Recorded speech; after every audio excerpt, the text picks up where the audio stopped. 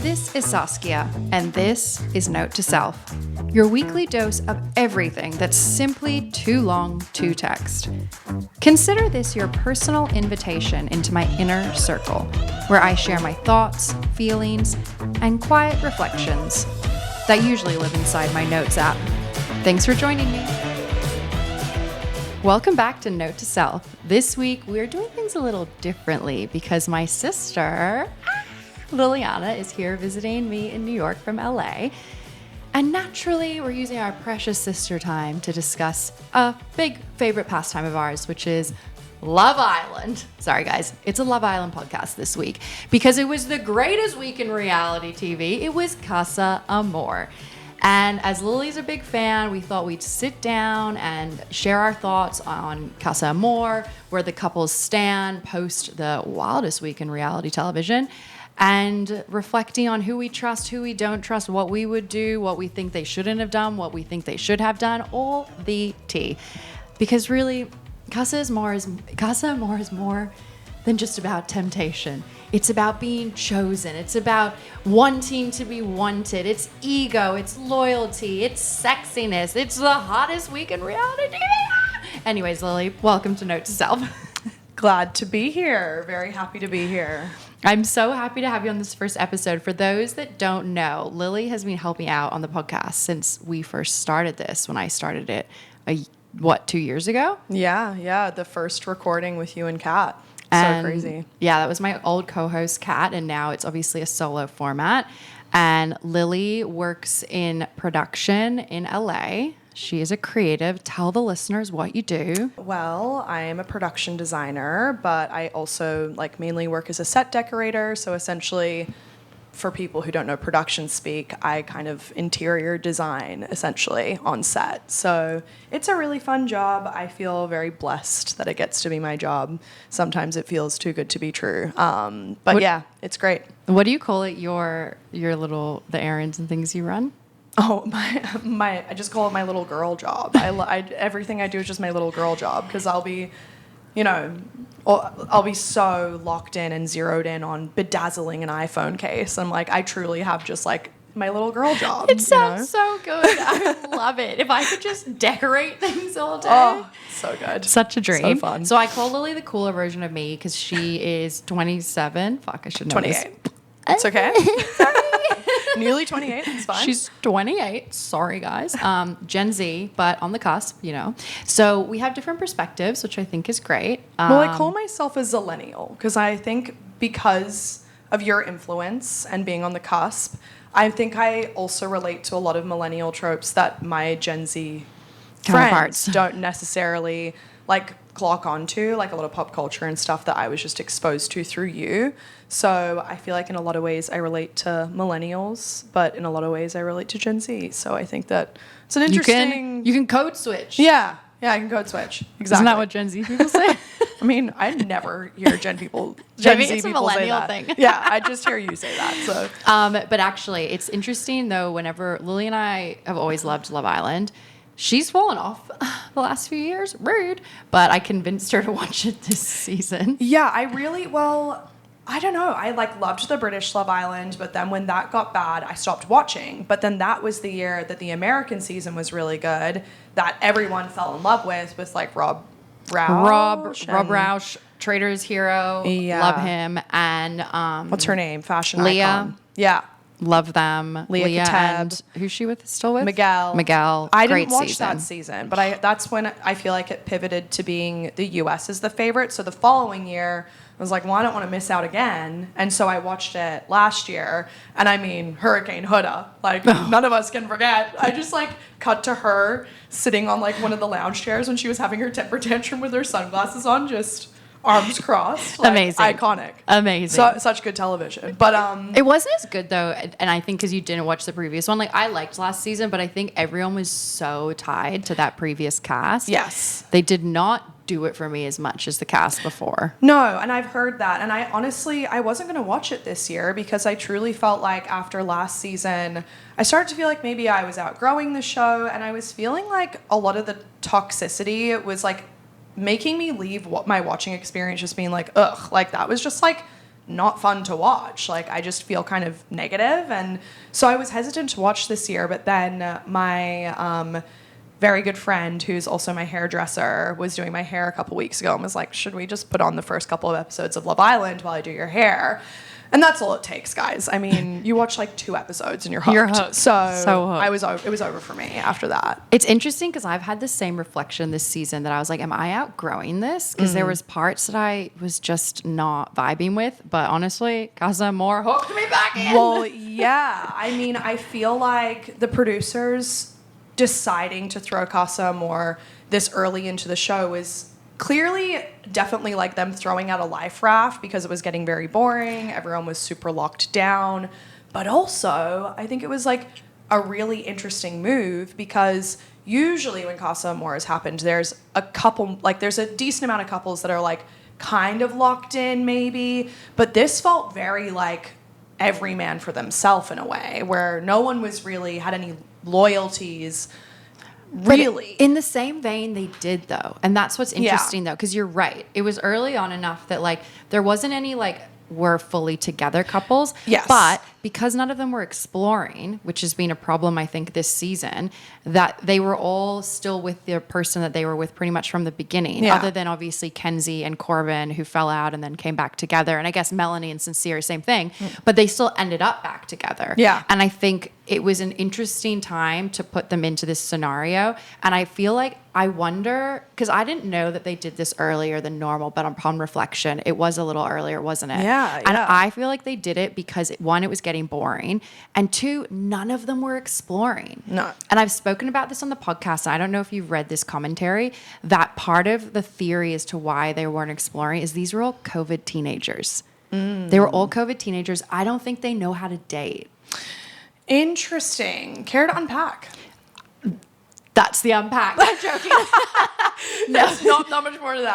That's it. Well, no, but I think it's, if you think about it, these kids in high school, when you're meant to be like exploring, dating, I mean, you know, you're getting to know how to interact with people of the opposite sex, and they're all stuck at home for 2 years. And now they're all young adults out in the world. And there are theories that some of the fact that they didn't have as much, like, probably interactions with kids their age in high school, it's like they're trying to figure that out now. And it just seemed like all of them were kind of scared to do anything. Right. I think I've seen a few articles about like how COVID and people who had to go through high school, especially in COVID, there's like a little bit of, I guess, like a stunt to social interaction of that kind of growth. That's a real thing. Which is definitely clear with Corbin, let me tell you. That man talks like he is an AI bot. What's the thing that... Melanie, can I get a kiss, Melanie? I can't with him. He like, oh my God, I have so much to say about Corbin, but I think that we should just like maybe dive off. in. Yeah, we're gonna get distracted. Lily and I will take this in many different directions. So I was about to say, I'm gonna rein us in. I'm gonna take us back on. And as Lily is this first time on her podcast, we're gonna call it out. Keep the mic close to your mouth, girl. Yes, please don't. Dude, whenever I have guests on who haven't done a lot of podcasts before, their mic's like over here, and I'm like, no, pull it in, rein it in. And I'm like, I gotta be professional. I'll tell them, like, I'm just gonna call it out. Yeah. Listeners, you know, we're all in this together. We're figuring it out. Please cut around that, if you can. No, to we're our not. editor. This to is our editor. real. We're keeping shit Go in, on. baby. Okay. Okay, so as we kick things off, I want to say, I think we should share just our overall thoughts before going into Casa Amor. I guess we've kind of established that, actually, I think we kind of have already done that. Ultimately, couples were not exploring, but they still were kind of established in a way, but also not officially. Yeah, I would say so. None of like the conversations of like, are we closed off yet had happened, but there was definitely couples moving in that direction. Like Melanie and Sincere, I think they had that test and he had made the commitment to be with her. Mm-hmm. They were more, I think, in a position where I was hoping this was his moment to prove himself, right? Mm-hmm. Yeah. Kayda and Zach, they hadn't really had a test yet, but like I didn't think that he was gonna pivot, whatever. When my verdict was out on Trinity and Bryce, because I didn't believe their couple prior to going into Casa Amor. That's crazy because I was really starting, I think it was just before Casa that I was like, oh, like these two are like endgame. I just thought they were friends. I couldn't see the sexual chemistry. Yeah. But this was prior to Casa, right? Right. And then Kenzie and Corbin, I thought that they were cute. It was new though, right? But they really seemed to like each other, like genuinely. They did, but I think it was very like based Sexual? in sexual chemistry more than anything. I'm not even going to talk about the other guy who's still the KC and Aniya. Oh no, KC and Aniya. Let's talk about them. I mean, what were your thoughts on them pre-Casa? I think that the whole thing with Saul was that he very clearly it wasn't ready. Regardless of like Saul or whoever it was, I think he still wanted to explore with someone. Like I don't think he felt ready to be locked down with Aniya. So I wasn't necessarily shocked that he did what he did in Casa, but pre-Casa, I think he wanted to explore, but he didn't know how. Yeah. I think he wanted to explore, and I think Casa was probably the perfect like environment for that because I think he was so afraid of upsetting Aniya that he didn't, and that's why he like didn't explore with Saul, you know? Right. Yes. So he was wanting to explore, but he didn't want to hurt Aniya. This is where we're thinking things were pre. Okay. And then I didn't want to talk about what's his name from Tennessee when I was here. No, Charleston. Oh, our cowboy. He's cute, but he's just so fine. boring. I mean, it's not worth getting into. Caleb, yeah. I'm like, whatever. I mean, yeah. They're cuties, but we have more important things to discuss. Yeah. So this is pre-Casa. Casa Amor happens, and my God. I mean, can we just talk about the way in which the producers decided to land that with the girls? Jaw-dropping experience. Also, I think sandwiching it with the heart rate challenge, which our girl Kenzie was so ready to drop the splits. She was so ready. They need to let the girls do the heart rate challenge again. They just need to let Kenzie do the heart rate challenge. They all want to do it. They did. And they were all practicing in the room as they were getting ready, and I was like, wow, all the girls this year can like really drop it down, I was really looking forward to that. Me too. Heart rate challenge is my all-time favorite challenge. Yeah. And I think deciding to sort of launch Casa Amor within that, like two iconic challenges that like the season, the whole show is like known for, and that the Islanders know is going to happen, to put them together and then to live stream it. Diabolical. Chef's kiss. Thank you, producers. You guys were really thinking crazy with that one, but I love it. It was wild. It was wild. It was honestly at one stage hard to watch as well because I felt so bad for the girls. So bad for the girls. I think like when Melanie though was like, we are watching every single second of this. I was Melanie, like, yes, queen. With her militant ass way of being like, girls, do not take your eyes away from the screen. This is going to be our like fuel later. Like we need. Literally. I was like, Melanie completely grew on me during the Casa Amor experience. I love her. Yeah, me too. She's really had a character arc. I've said this to Lily before, but I think this show is incredibly intense, and I've noticed every season. Usually there's someone at the start who has a meltdown. Because imagine being on fucking camera all the time, how stressful it is. You're confined to this fucking villa with all these people you've never met. Of course you're going to have a fucking meltdown. Yeah, absolutely. So when she was like, give me 10, give me 10, give me 10, I'm like, girl. And then she was fine. This is like Rob when he went under the pool. You never saw this when he had his breakdown. Oh, I've seen it. And he's like, I went into the pool because it was literally the only place that didn't have cameras. Yeah. And I'm like, that would probably be me. And then you get used to the format and you're like, oh, okay, I'm okay. No, and she's been great ever since. She's like, okay, I'm not going to freak out. I'm here to like do the thing. And like, she's such a girl's girl. I fucking love how much of a girl's girl she is. Totally. And in that moment, that just like shone through. Yeah. The way that she like coaches the girls and empowers them all, I think is so awesome. And I think, like you said, she's just a sensitive person. And I think at the beginning I was sort of like, oh, like she doesn't like necessarily seem like a girl's girl, and I wasn't sure, but I think she's just like hypersensitive and emotional, and like it was coming out in the wrong places at the beginning, and she acknowledged that too. Totally. And I don't know. I just think like every single speech that she's given to the girls has been great, and she's a super empowering woman. But anyways, we'll get into that. Casa Amor. That was crazy. It was honestly wild when they live streamed it. What I thought was just like, what is with boys when they get together? Just like losing all their sense of like anything. You guys. I think there's the way that, they spoke about the other girls. I'm like, what are you doing? Like, enjoy it. I get it. But don't be dickheads, And I don't know if it was just because it was being live streamed or what, but it did sort of feel like that like very masculine pack mentality was turned up like 10%. And I'm like, also maybe because they're doing the heart rate challenge with these like girls who are strangers. So it's like maybe unlocks the same, like they don't know these women, so they can just sort of, and I don't want to say degrade them because I don't necessarily know if that's the right word, but it did just feel very macho. Like The energy was off. it was off, and it felt like more hypersexual than it ever has, because also I think like usually the heart rate challenge is like the girls are dancing, and it like really just felt like, and like all power to women, I'm very sex positive, but it really did feel like the girls were kind of just coming in, shaking a bit of ass, and then making out with all the guys. And I mean, maybe that's because it was also like their intro to them. Totally. But it was sort of like, I was thinking about like how many kisses would have been exchanged throughout that entire night. Like, How do they not all get sick? I know. I'm like, this is like so gross actually to exchange that much saliva with people.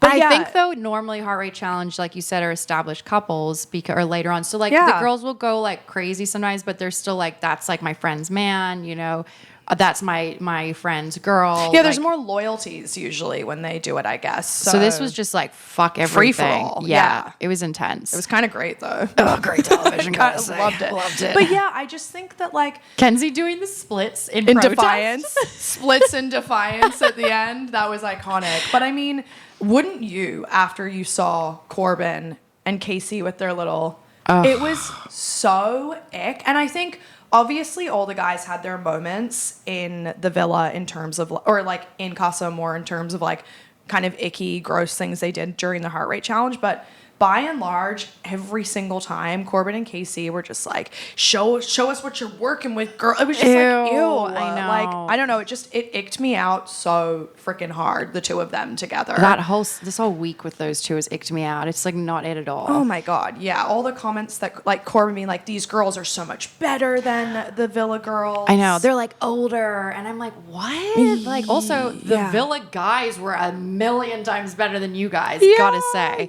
Those guys were amazing. Absolutely. And I loved also how now like pivoting back to the Villa, how, you know, the girls ultimately in the end got, you know, the 14, was it 14 or 12? 12. So 12 guys. We should circle back. Yeah, so like the guys get the heart rate challenge that the girls are then live streamed, but the girls then get 12 guys to choose from. What I thought was interesting is because I think the girls had been kind of nervous to explore, I think bringing in 12 guys almost took the pressure off, because then they could really pick who they found interesting. Well, I have so many thoughts about this, because I think in the past, I think in general when it comes to Casa Amor with this show, the men usually are like exploring and the women tend to be staying pretty loyal to their partners. This was the first time I had watched Casa Amor happen in a way where I feel like between the live stream and then sending in 12 guys, not only were the girls like, fuck these guys, so they were more open to exploring, there was also a selection and a choice. Totally. Which, like, I think just opened up the floor for the women to really explore. Because, like,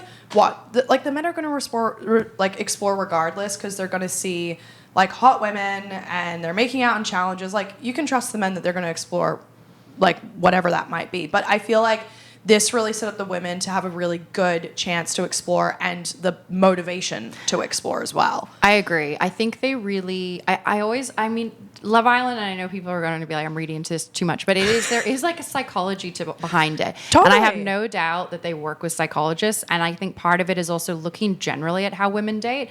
And women do lead more with emotions. There is statistical facts that show that when women have sex, like we release an endorphin that makes us feel more connected to our partner. Obviously, the only couple that have had sex was Zach and Kayda. But even like Kayda seeing the things with Zach enabled her to be a bit more open to that guy that she was chatting to in the villa. Che. Thank you. I always am bad with names. But I felt like it really, exactly what you said, it empowered the women. And it made me so happy to see that, because they had choice and then they also had information. Yeah. And I think that was really good for them. Yeah. And it made it just, I was like, yeah, go girls. Like, yeah, they all totally. came out of their shells in different ways too. By the end of last week, I was like, oh wow, I really like the Villa girls. Especially Kenzie, because it was just like all it took for her was to watch that one video and she was just like, yeah, fuck Corbin, I'm moving on. That was like, amazing. Because I think I would, when I was her age, I would have struggled with that. Yeah. I would have convinced myself like, oh no, maybe he does like, it's fine.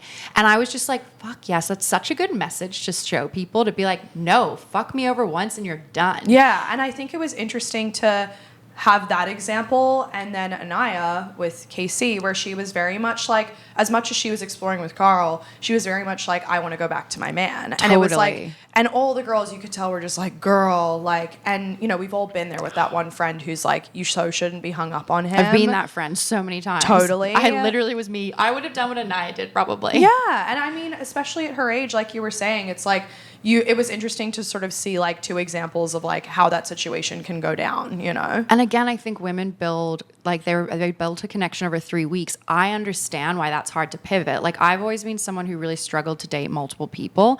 And I think that if you're seeing one person and you've built this 3 week connection, and yes, you know, she was chatting to, what's his name for 3 days? Caleb.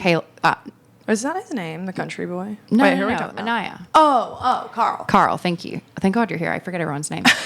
So for 3 days, she's trying to Carl, and even though he's really sweet, and she said she's having the best conversation she's ever had, I would struggle to kind of bulldoze over the 3 weeks that I had just had with KC. Like I really could understand that, and I think actually in After Sun, Sierra and Teffy spoke about this, and I think it was Teffy who said she struggled to date multiple people, or maybe it was Sierra, but one of them was lamenting on that. And I'm like, yeah, that's really difficult. Mm-hmm. And I just really felt for her in that moment. But I love, again, like we said, they set them up to make it easier for them to be able to do that. Yeah, and I do think, like, in my personal opinion, Saskia doesn't necessarily agree with me on this, but I don't think that there was much chemistry between Aniya and I Carl. agree with that. Oh, you did? Aniya and Carl. Yeah. See, I thought think when they kissed on the couch, it looked real hot. There was just something whenever I was watching them talk that was making me so uncomfortable. I was like, these two feel awkward. Nervous. I think maybe and they're awkward awkward because they're both nerdy, but like I hadn't really seen that chemistry build. But I think it's interesting because like whether or not you have chemistry, I think like, yeah, like you said, the previous relationships that they'd been building over the last 3 weeks, I think it would take a lot both within chemistry and like just a connection for a girl to switch up over a course of a couple days. Because even I think Melanie and Corey, R.I.P. Corey, R.I.P. So like bring it back. But like he just like treated her so well. I feel like they had such good chemistry. I felt like she really like stepped into her feminine with him. And I feel like when she's with Sincere. That she's often stepping into her masculine because she's having to freaking parent him. He's pretty a child. Much. Yeah, she has to show him how to treat her. Whereas she didn't have to show Corey how to treat her. Absolutely not. And this is a perfect segue because I want to talk about each of the couples, and I think we need to talk about Melanie and Sincere. Absolutely. Because I agree. I've said this to Lily. Sincere is not a bad dude. I do not think he is a fuck boy. I don't think he's doing this to be like malicious. I think he literally cannot make a decision, and he also doesn't want to hurt anyone. So he just, instead of actually saying, hey, like Saul, hey, you're really lovely, I'm like attracted towards you, but like I can't stop thinking about Melanie, that's where my kind of heart lies. He says all the things he thinks Saul wants to hear. He did the same fucking thing with Amora in Casa Amor, and I'm like, dude, again?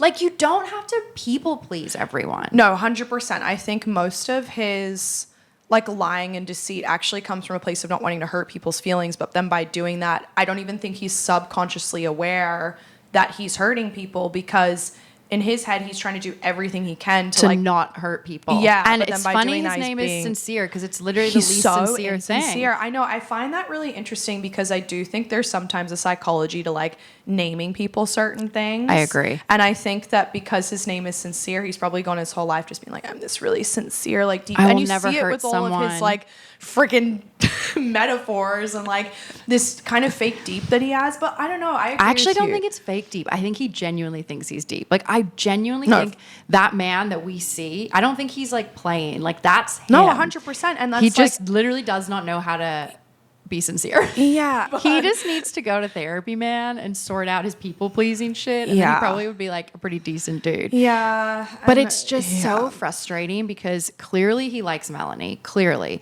But like, he's such a dum-dum because it's like she was like trying to share why she's upset and he doesn't get it. And I'm like, dude, come on. No, like, I know. I mean, movie night with his whole other ass relationship he had while he was in Casa Amor, I really freaking hope they show that to Melanie because I think they 100% I don't think will. that he, like we said, he's even aware that he's doing that stuff.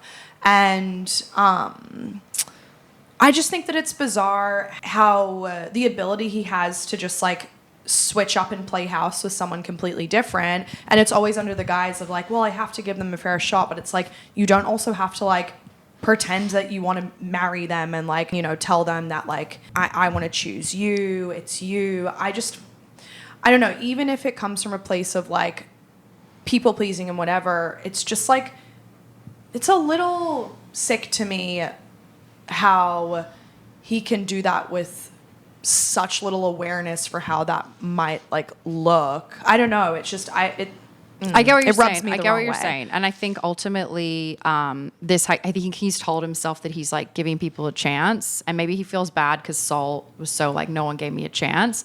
But I'm also like, dude, that's like not like you're giving people, you should give people a chance, of course. But like, yeah, not false like hope. Say that they're the person that you want to be with or something. Like, dude, like rein it in slightly. No, it's like kind of, he needs to get checked for sure. So with Melanie though, ultimately we already spoke about Corey and her, and I think my takeaway to this is just like she should have fucking taken Corey in. Absolutely. And then Sincere would have come back single and she could have explored both. But for once she would have been in a position of power to be able to explore both, and it's not Sincere exploring both. Like, because now Amora has come back into the villa. It's going to be a lot of drama. I think she's going to find out all the tea. And now, again, he's in a position with two women. And I just wanted her to be in a position with two guys, you know? I know. And I don't know. I really thought she was going to pick Corey. I feel like the way that they opened up in that last kind of like date, like she was like glowing. And so I found it surprising for her to choose him and then also choose him and then proceed to lose her shit at him. It's like, you don't want to be, why would you want to be with someone who brings that out in you? And I think it's awesome that she has this like fire and this like power to her, and she's not afraid to say like how she needs to be treated.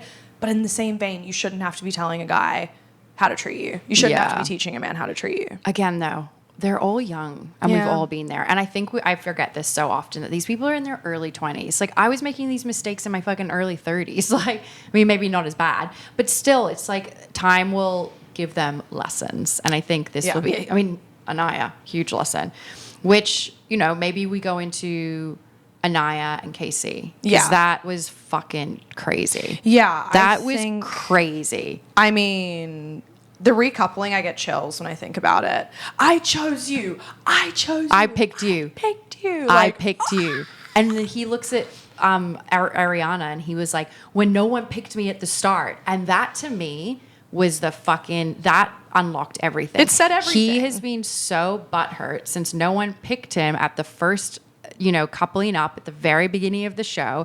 I honestly think he coupled up with Aniya and has just been hanging out for Casa. There's just like a part of me, I didn't feel that for a long time, but the way he like switched up at Casa Amor, all I could think about is that I think he's been playing it safe, continued to do things with Aniya. I think maybe he was interested in her, but he got pissed off because she quote unquote moved too slow, asshole. And then it got to Casa and he was like, oh, like this girl, it's so easy. It's like, oh, what? Like, you're such an idiot. Of course it's easy. She's trying to, and I mean. She's trying to get into the villa. Exactly. Let's be real. These girls want to be on the show as well. And you're their ticket in. Like, of course they're interested. She clearly likes him. She clearly likes him. TT? She clearly likes him. But also, like, yeah, dude, of course she's going to play it hard. I'm TT. I freaking loved that. That was good. Iconic. Yeah, it was so really good. I don't know you. I'm TT. Oh my god. Anyways, and no shade on the fucking Casa girls, like I said, and like the other girls, they all sorted it out, which I was happy about. Although I did find it weird that they came in like defending these dudes. I was like, girls, come on, stick by the girls just for a second, you know. But I think just the way he has behaved, the way he behaved away from her, the way he behaved when he came back, still not having even apologized to her. Wait, so don't get too despicable. far ahead. Don't get too far ahead, because I will say I have a slightly different take, because I do think back to the mailbox challenge quite a lot. True. And he got emotional on that. And I was kind of like, wow, I really love him. Plus, at the beginning of the show, he made a lot of really, really beautiful... He and Aniya had a lot of really, really beautiful conversations that I think were very, I guess, indicating of like... I think he really, really did like her at the beginning. And I don't really know what happened. I feel like... He seems like a different person now. Totally. And I'm like, was it soul? Like, what was it? Because I really liked them at the beginning and thought that they had a really good connection. And I think, I don't know, I feel like there's something deeper going on because I feel with him this kind of undercurrent of almost resentment. And there's like a real darkness to him at the moment and a real... I don't even know how to really explain it, but he seems like angry. And yes, the fact that he hasn't spoken to Aniya since coming back to the villa is actually despicable. And I actually don't even know if that's ever happened in Love Island history, where someone has done something like that to someone they were coupled up with and then not acknowledged it. Like, are you such a coward? And I mean, even last night with the cake challenge, just not even being able to like couldn't even take it. Corbin, who look, don't love Corbin at the moment, but Corbin literally is saying to him, take it, bro. Yeah, like come on, you know you fucked up. I know. It was just sort of like, yeah. So I don't know. KC has gone from being a guy who I thought was like very emotionally in touch to someone who I honestly don't even care for at this point in the show. It's wild to switch up. And I think you're right. There's this kind of like negative, angry energy to him right now. Yeah. And his whole personality changed, the way he talks, everything. I was like, what happened? Like, and that's why I'm like, was he hiding it? I don't know, man. It was just weird. It's so weird. Maybe like he just wasn't being fully transparent about himself. And now we're seeing who that person really is. But yeah, it just also felt like there was a lot of hatred towards the women in the villa for simply standing up for their friend as well. It was just sort of like, oh, these Casa girls, like, all these villa girls, like, I can't deal with it. Ugh, like, so much drama. But it's like, dude. What did you expect? Yeah, I don't know. And I think, like, something about the way he just came back in, just like, so the ego that was just kind of falling off of him. And then he said that thing to Ariana, and that's when she kept saying, I picked you. That was fucking heartbreaking. Cinema. Literally cinema. I said to Lily, I was like, if there was an award for reality TV, there are, but for just a scene, I'm like, hands down, one of the greatest scenes. That was also so hard to watch, was sort of the aftermath of Casa Amor and Aniya. And my heart just like I get chills. Like my heart went out to her because I cannot imagine going through that like level of full like face on rejection on live television. Like she was so embarrassed, and I like it, just like you felt that. And I mean, there was such a beautiful moment with her and Melanie, of Melanie just essentially being like, he's not shit, like don't let this get to you. And I mean, the way in which like Melanie was yelling at her as if she was like a personal trainer was kind of epic. It was and iconic. I mean, I just think yet again, Melanie being there for the girls every time, we love to see it. But it was so hard to watch Aniya just get like beaten down that way, and to just see like that level of like tears and crying. I was like, oh, but it was so good.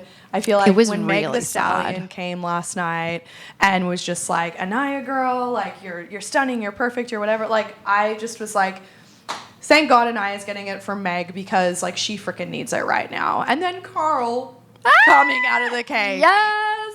Daddy's I love it. home. I'm keen to see how that progresses. I honestly think that the more time they spend with each other, the more chemistry will grow. Because I don't think KC and Aniya had chemistry, gotta say. I really didn't. I think Carl and her are just both a little awkward and nerdy, and it's just gonna take like time. And I think he's far like nicer than fucking KC. He's a cutie. 100%. So hot, I mean, too. he teared up when she was getting emotional and told her it was going to be okay, just like standing across the room. Broke my fucking heart. Broke my heart. Yeah, I think, and I agree. I don't think KC and Aniya had like heaps of chemistry going in anyway. So maybe she's just more, I mean, she moves slow and that's like a beautiful thing. So. And also all I can say is she is going to have a career after this. Yeah. Oh, America. Yeah. She's America's sweetheart. She truly is. And I love, like, that's all I could think when she was crying. I was like, girl, little do you know, the country loves you. No, literally. And speaking of America's sweethearts, can we please talk about Trinity? Trinity? Is that not their nickname? Who's that? Bryce and Trinity. Oh. Is that not their no, but it should be. That's I don't know. No, I'm if pretty it sure is. it's Trinity. Trinity. Yeah, have you not? That is seen so fucking cute. Yeah, Trinity. Dude, they won me over. Okay. First of all, I mean, Trinity, I just adore. She is just this like bubbly, beautiful light of a human being. She's also like, I think in the same way of Melanie, of just like so good at coaching the girls through their stuff and being there for them and being She's kind of the like youngest too. Yeah. It's kind of unbelievable. And I mean, and Bryce, baby boy Bryce, I will say, I've clocked from very early on that he appears to be the only man where when the guys are talking about emotions, I feel like is like genuinely super emotionally intelligent. Like he's just, you can tell he was raised by his grandma. We can relate to that. I see you, Bryce. I grew up in a grandma household just like you did. Same household. We did. But I don't know, you can tell he has a lot of beautiful like feminine energy, and I mean the way in which he was just heartbroken, devastated for the entirety of Casa Amor. The memes of just like, I've never seen anyone so sad at Casa Amor. just so sad. Also yearning, looking out to the villa. Looking across like I saw like, him and Zach like in The Great Gatsby, like reaching out. You know what I mean, dude? Waiting for her light to come on. I really only thought that they were just friends, and it was so beautiful to see the commitment from both of them, because I think the time apart solidified how they both felt about each other. When he was like, I told this joke, and the girl, whoever it was, didn't laugh, and he's like, and all I could think of was Trinity would laugh at this. Oh my God. It was so beautiful to watch, like, both of them sort of just like really missing one another and really just wanting the other back. I mean, I feel like I saw a little bit more of the relationship budding than you did, because I did feel like it was a friendship at the beginning, but then just before Casa Amor, I was like, oh no, these two like each other, but Casa Amor obviously solidified it more. I definitely thought they liked each other. I just wasn't sure if it was like endgame. Yeah. And now it's like I've realized that why they have worked so well is they've built a friendship. And I think building a friendship and then the love is coming in, I think is the best way that it could possibly go. I mean, that's the best foundation for any sort of relationship. And I mean, Love Island's not necessarily the type of environment that's necessarily conducive to building a friendship, because it's a like romance show. But I do love the occasional couples you get from Love Island who do start out as like the friends couple that are just kind of in it together, and it buds into something. And I don't know, I feel like Nicolandria is a really good example of that. Even though they're keeping their relationship very tight-lipped, I love them. It's very true, and I think those are usually the ones that will last longer. Totally. My only thing is outside of the villa, she is so much younger than him. So how much younger is she? Isn't she like 21 and he's 29? So I'm more just thinking in the long term. Like maybe she's going to want to date other people at some stage in her life, whilst maybe he's might want to settle down. I'm going way too far ahead. Me talking post-villa. And will they have children? And where will they end up? What? But I also have loved hearing her perspective on like interracial dating. Yes. And I think it's so awesome that she's so like talking about that so much, and that this is becoming part of the dialogue of the show, because I think there are things that Sierra has also spoken about on Summer House, who Sierra is one of the After Sun hosts, and I love that more reality TV is actually talking about this, and I think it's really important discourse, and I'm learning a lot and hearing other people's perspectives, and just like T, she just speaks so well. 1,000%, and I think it's so valuable to watch the couple themselves learn along with like us learning with them. I don't know, it feels very it's just insightful, and I think that it's really, really beautiful that they continue to pick each other. And I feel like also like they're just, you can see their inner childs are just like free when they're together. And I think that that's such a sign of like someone that you could be in a relationship with, is when you just like feel like you can be silly and carefree and goofy with someone. And like, I just love that. It's like so cute to watch. It's just like, they're so cute. Which I also think next couple, Kayda and Zach have that too. Yeah, There's like an inner child there too. See, I ship them. I think that they have this like silliness with each other. They do have a silliness with each other. My only problem with Zach is I think that Zach is very, very insecure. And I think that it comes out in a lot of his comments that he makes. And like even in the challenge, it was so funny when they were doing like the Villa versus Villa challenge. And it was like Kayda and Che won. He's like, Che sounds like a loser. Like you could just tell. Yeah. And like he kind of like smirks, like shrugs clearly it off. is insecure. And I mean, there's a lot of comments he makes, and I think just like before Casa Amor, he was very like, well, you know, like maybe we might want to explore a little more. And like you could tell that like, you know, Kayda's all like, but like, do you just love kissing me? And he's like, yeah, duh. Like he's very like, I think he's pushes very English. off. He's very English. English people do not share emotions very well. Love you, English people, but It's true. I mean, I dated an English guy. He Same. literally said that to me.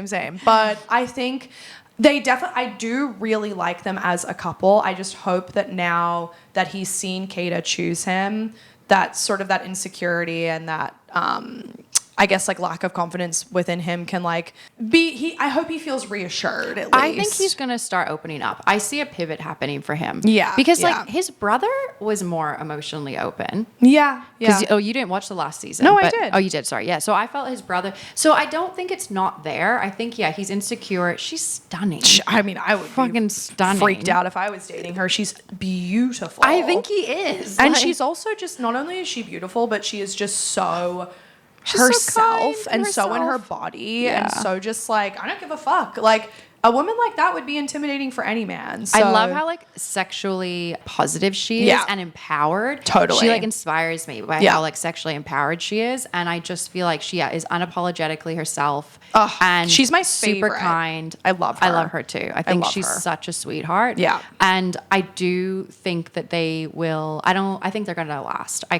Yeah. see it. Like I see them on the outside very clearly. Me too. I really do see them on the outside, and I think like they're equally as into each other. And I think that was another thing that became obvious in Casa Amor, even though Zach was kind of exploring with whoever she was who got kicked out of the villa. Anyways, Who cares? Don't care about her.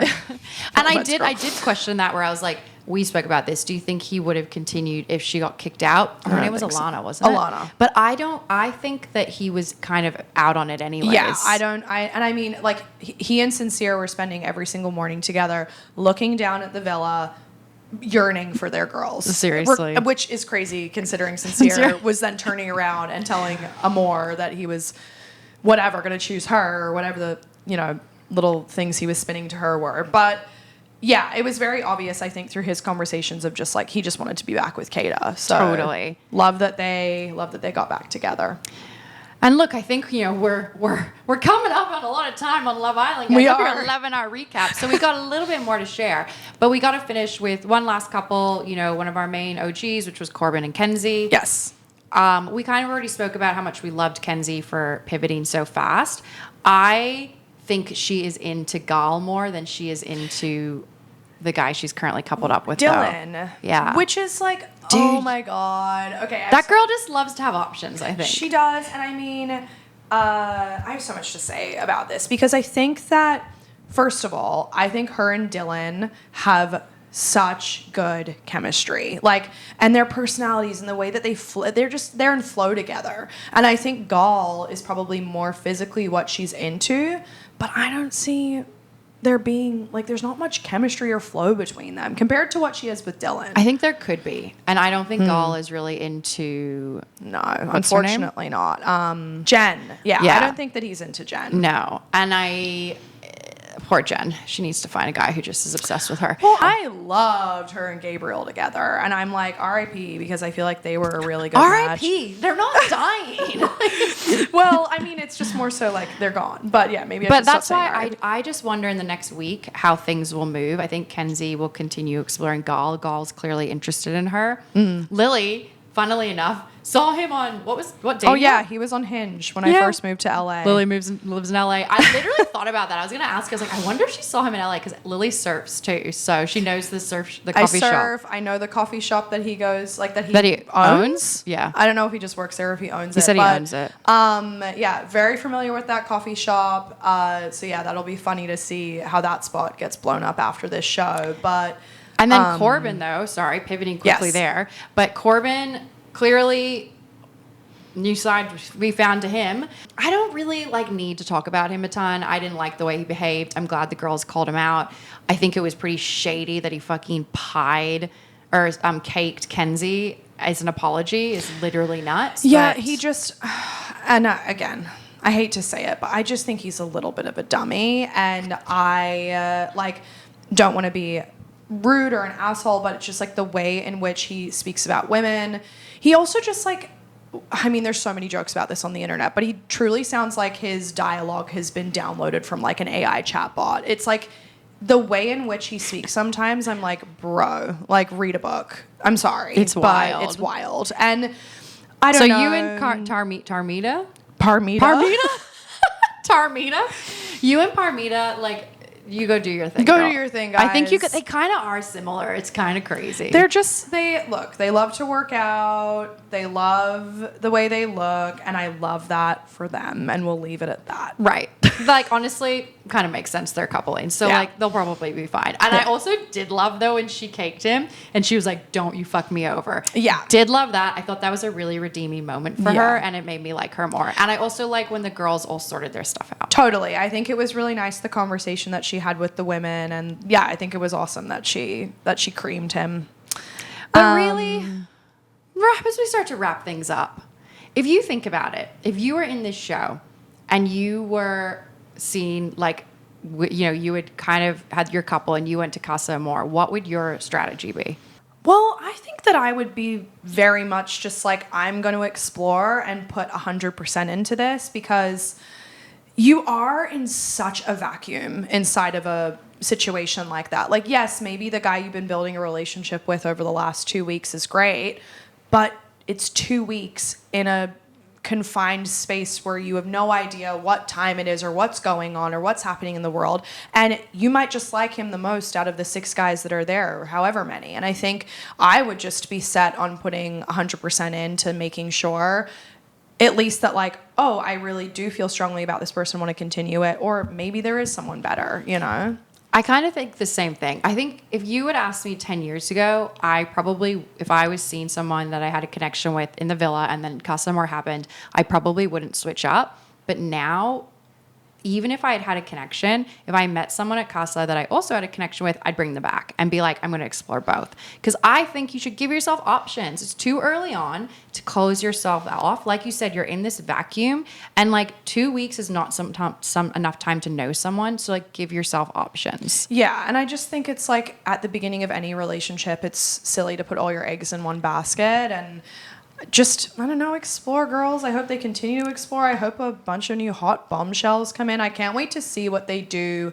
from this point on in the season to keep it fresh, because I feel like that's usually why Casa Amor comes in later on, is to sort of refresh it all. It up. So yeah, it'll be interesting to see what else they have up their sleeve this season for us. But they have been producing. That's what I can say. They've been putting their whole pussy into producing this season for real. And I feel like so many people look at conversations like this and look at people who are so invested into Love Island and go oh my God, how could you care so much about reality TV? Guys, this is a social experiment that we get to witness all the best parts of. Especially as women, I love talking about relationships, whether it's platonic, romantic, whatever. Just in general, I love talking about human connection. And I think that it is such an interesting show to just see how people move and handle their relationships. And I think you honestly learn a lot from watching it. Call me crazy, but... No, I agree. Jeffrey always asks me, why do you watch this? And I'm like, it is a social experiment. It's fascinating. There's human psychology. I enjoy unpacking what I think is going on with these people. And the only thing that I would say is I do think the US is becoming more produced, and I worry that we will lose the authenticity that this whole show was originally created. Because the whole idea of Love Island was it was meant to be not as heavily produced. And it was more like kind of Big Brother. It sat in that, gray area. And I feel like they have really upped the ante, which is making it incredibly entertaining. And now I'm finding the UK one boring. But I'm interested to see how the show develops in the next few years because I really don't want it to lose that because I think that is what makes it so interesting. Yeah, I think as more brands and sort of investors become interested in the show and there's like collaborations and all this stuff, it does kind of lose that authenticity. But there's a lot of producer things. Like there's all these new challenges. Yeah. Like there's, even... I think there's just more moments where you can tell that it's not just letting this play out. It's like they're giving them more things, more situations. It's like Maybelline lip gloss challenge. It's like, what are we doing? Like, I just hate when it becomes so, I don't know, like produced. That's what it is. Yeah. And I think that happens as well. Like but I think this season also they had to do more because it was getting like the Islanders were not exploring. Totally. So they had to force them into scenarios to get them to explore. But anyways, I think it's an incredible series. We love it. We do love it. And I mean, I feel like there's always like shame around loving it, but I'm like, whatever. It's fun. Just like have fun and watch it. And dude, I know. It's like it's not that deep. People watch sport all the time. Yeah. I always say that. I'm like, Jeffrey, this is like me watching sport. So gotta say, I talk about it at length. This is my Super Bowl. And honestly, I hope you guys, I know this was a different episode this week, and as we start to wrap up on 50 minutes of Love Island discussion, sick! What's wrong with us? Honestly, they should hire us to be the After Sun hosts one year. For real. I could keep going, but I hope I get to come back on Note to Self and have a discussion that is a little less rooted in reality TV, but hey. Hey, it's fun to have you for this first one, though. It's very fun. And I think we'd love to have you back. Lily is incredible. She has so many insights on life. So you'll have to come back and we'll talk about other things. There's so many things that you're working on and other things that you can share. But I'm excited to have you here. And for all of my Note to Self listeners, I will see you all next week. So thank you for joining in. Sorry this one was a little different, but I hope you liked it. Bye.